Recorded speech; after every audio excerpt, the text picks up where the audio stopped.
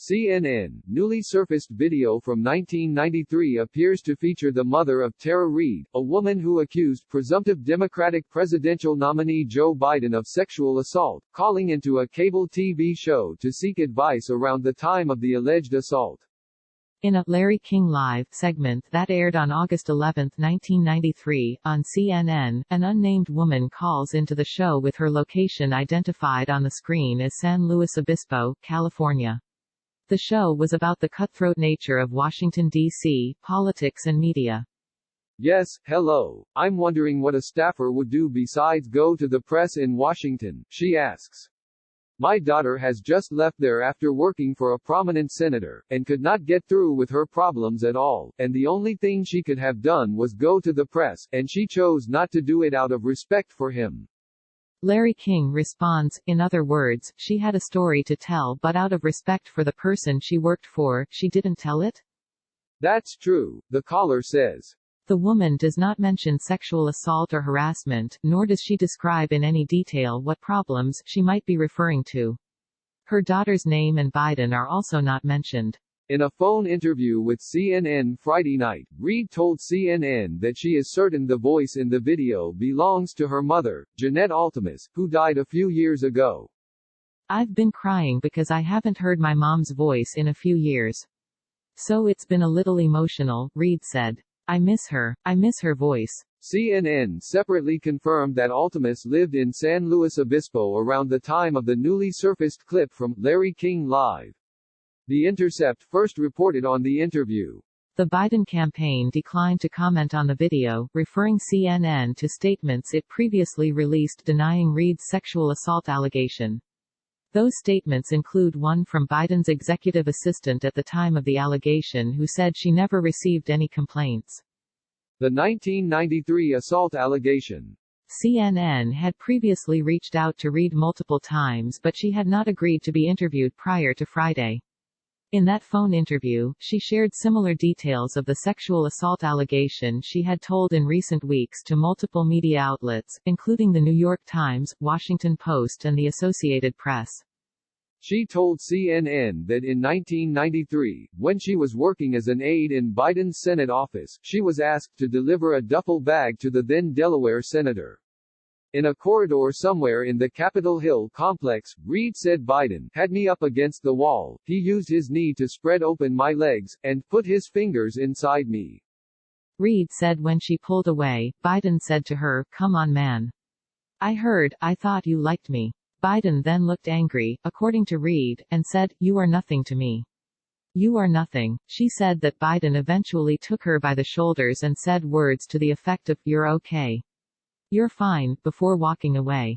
Reade said on the night of the alleged assault she spoke on the phone with her mother, who was adamant that she called the police.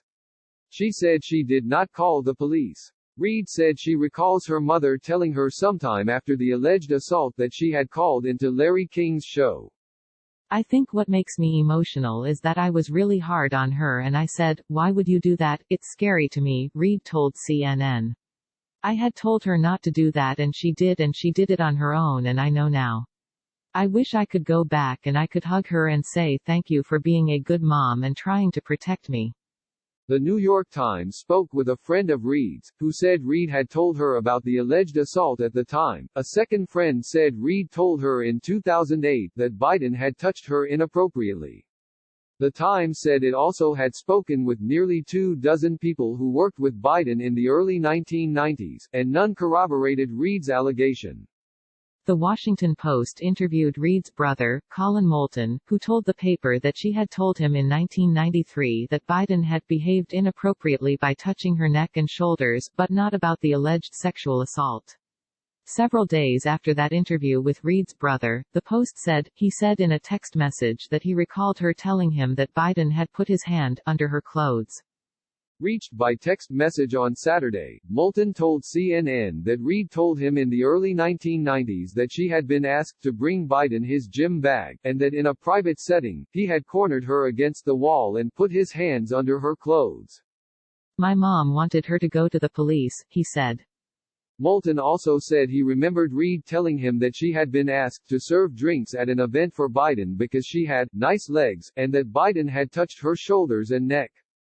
Reade told The Times that she had filed a complaint about Biden with the Senate in 1993 but that she did not have a copy of it. The Times said it could not locate it. Reade filed a police report in Washington about the alleged assault earlier this month. CNN obtained the incident report from D.C. police. It states that Subject 1 disclosed that she was the victim of a sexual assault which was committed by Subject 2 in 1993. Last year, Reade had publicly alleged that Biden had made her feel uncomfortable by touching her neck and shoulders. Reade told CNN that this resulted in death threats, and that a victim advocate had advised her to speak to the police. Biden campaign's denial. In a statement provided to CNN, Biden's deputy campaign manager and communications director, Kate Bedingfield, denied Reade's allegation, calling it untrue. Vice President Biden has dedicated his public life to changing the culture and the laws around violence against women. He authored and fought for the passage and reauthorization of the landmark Violence Against Women Act. He firmly believes that women have a right to be heard, and heard respectfully, Bedingfield said. Such claims should also be diligently reviewed by an independent press. What is clear about this claim? It is untrue. This absolutely did not happen.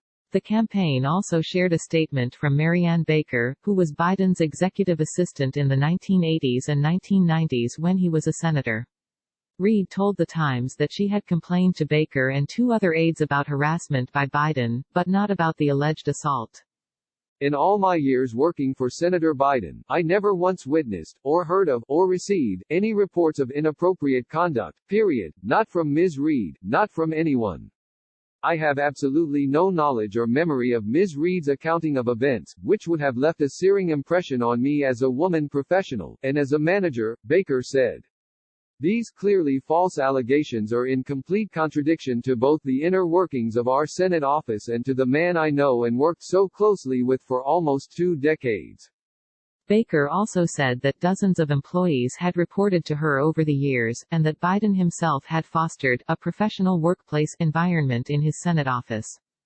Last year, multiple women publicly came forward to say that Biden had made them feel uncomfortable in the way that he physically interacted with them. None of them accused him of sexual assault.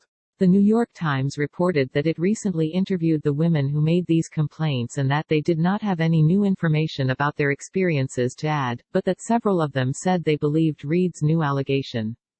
Lucy Flores, a former Nevada Assemblywoman, described an encounter with Biden in 2014 where she said he had made her feel uneasy, gross and confused by coming up from behind her and kissing the back of her head.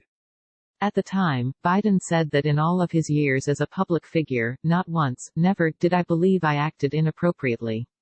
If it is suggested I did so, I will listen respectfully. But it was never my intention. Update. This story has been updated to reflect the comments Reade's brother made to CNN via text after initial publication of this story.